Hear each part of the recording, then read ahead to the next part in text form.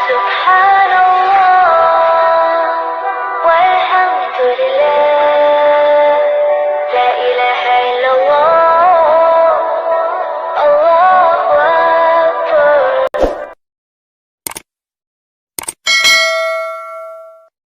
بارگاہ میں درود و سلام پڑھنا اللہ تعالیٰ کا حکم ہے، اور شریعت اسلامیہ میں درود پاک کی فضیلت کے حوالے سے ایک بہت طویل ڈیٹا میسر ہے۔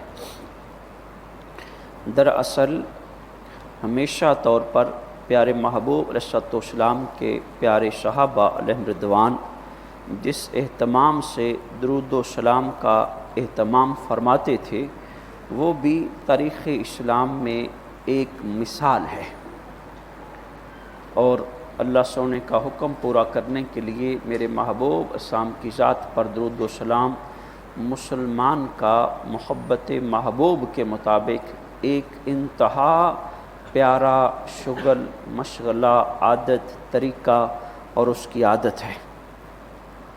میرے محبوب اسلام نے فرمایا، جس شخص نے مجھ پر ایک بار درود پاک پڑھا، اللہ سونا اس پہ 10 رحمتیں نازل فرماتا ہے، 10 گناہ معاف فرماتا ہے، اور 10 درجے بلند کرتا ہے۔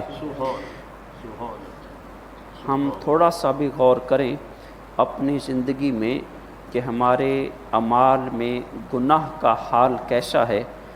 اگلے دن یہاں ایک نمازی نماز پڑھی، بعض اوقات وہ بڑی تعجب والی بات کرتا ہے کہ قاری صاحب ہم مسجد سے نکل کے گھر جاتے ہیں، گھر پہنچنے تک نہ جانے کتنے گناہ کر لیتے ہیں۔ یعنی جو اس باریکی کو سمجھتا ہے، ہم اس تبھی سمجھ سکتے ہیں کہ ہمارے سوچ، خیال، نظر، گفتگو، چلنا، دیگر بہت کچھ اس میں شامل ہے۔ اور اس کو اور باریکی سے دیکھیں، ایک گناہوں کا طویل سلسلہ ہمارے سوچ و خیال، گفتار میں۔ ہم گھر میں سکون سے بیٹھے ہوتے ہیں، ماں باپ کی چغلیاں، ان کے عیب، ان کی بدگوئی، پتہ نہیں کیا کیا ماں باپ کے ساتھ ہم کرنا شروع کر دیتے ہیں۔ بہن بھائیوں کے ساتھ اسی طرح، بیوی بیٹھتی ہے دوسروں کے پاس، اپنے خامد کے جہاں بھر کے عیب جمع کر دیتی۔ اسی طرح میں نے گھر کی بات کی، ہم کہیں بھی کام کرتے ہیں، کسی بھی محکمہ میں، پرائیویٹ ہے یا گورنمنٹ ہے یا دیگر عام روزگار ہے، دو دی بیٹھ کے اکٹھے ہوتے ہیں یا دیگر، ان کا گفتگو کا سارا محور پارٹیوں پر مشتمل ہوتا ہے۔ ٹیچنگ کا شعبہ ہے تو کچھ خاص الگ ہیں، کچھ خاص الگ ہیں۔ اس طرح دیگر ملازمین کا شعبہ ہے تو کہیں ہم آہنگی ہے اور کہیں آپس میں اختلاف ہے، اور جب ہم وہاں اختلافی صورتحال اختیار کرتے ہیں تو نہ جانے کیا کیا غیبت و چغلی، بہتان کا راستہ اپنا دیتے ہیں، اور تصور بھی نہیں کرتے کہ ہم گناہ کر رہے ہیں۔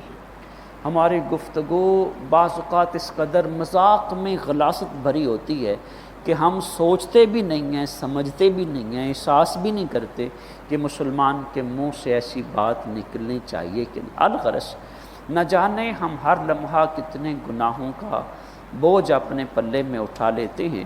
تو میرے محبوب علیہ السلام کے فرمان عالی شان کے تحت ایک بار درود پاک پڑھو، اللہ سونا 10 رحمتیں نازل فرماتے، 10 رحمتیں۔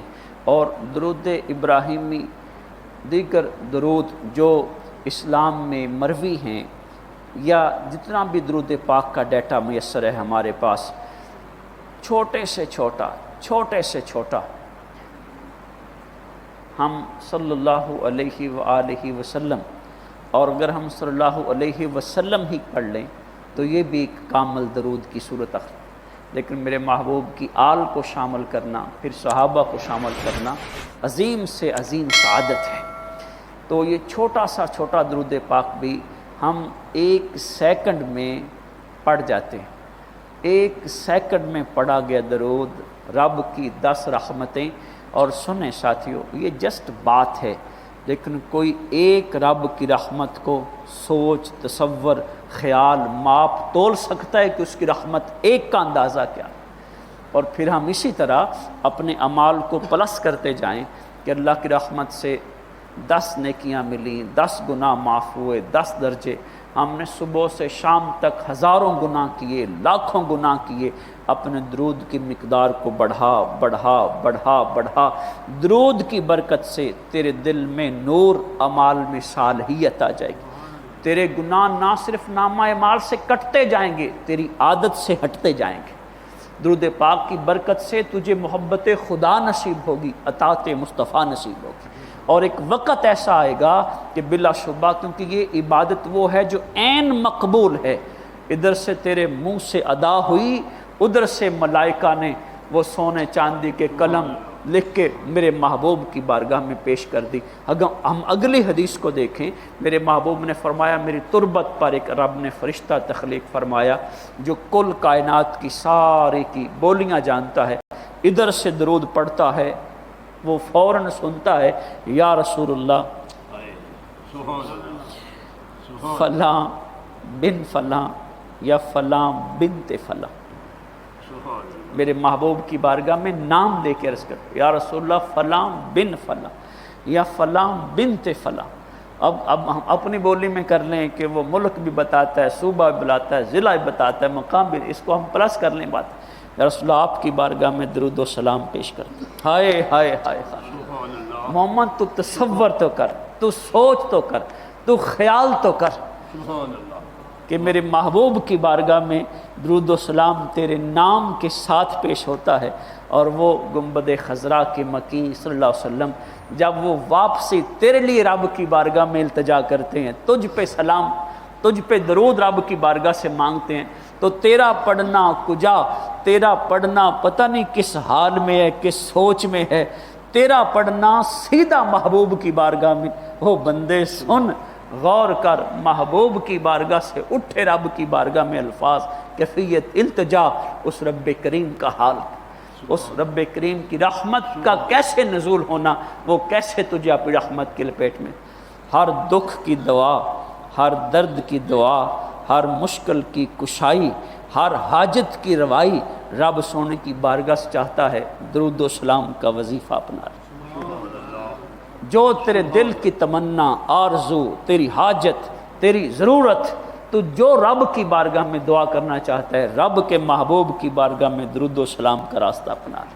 اللہ سونا تیرے نہ صرف اعمال سے گناہوں کو مٹا دے گا، جو تو رب کی بارگاہ میں التجائیں کرے گا وہ قبول کرنے والا ہے، وہ حاجتیں پوری کرنے والا ہے، وہ دکھ دور کرنے والا ہے، وہ ملازمتیں دینے والا ہے، وہ رشتے دینے والا ہے، کاروبار چلانے والا ہے، وہ تجھے صحت دینے والا ہے. وہ سب کچھ میرا رب، اس کے خزانے میں کوئی کمی نہیں. تو اس کے محبوب کی بارگاہ کی درود و سلام پڑھ کے محبت کا اظہار کر. وہ کائنات میں تیرے جسم انگ انگ تیرے گفتار کردار سے اپنی رحمتوں کا اظہار کر دے گا. اللہ سنا ہمیں عمل کی توفیق. لبیک لبیک لبیک یا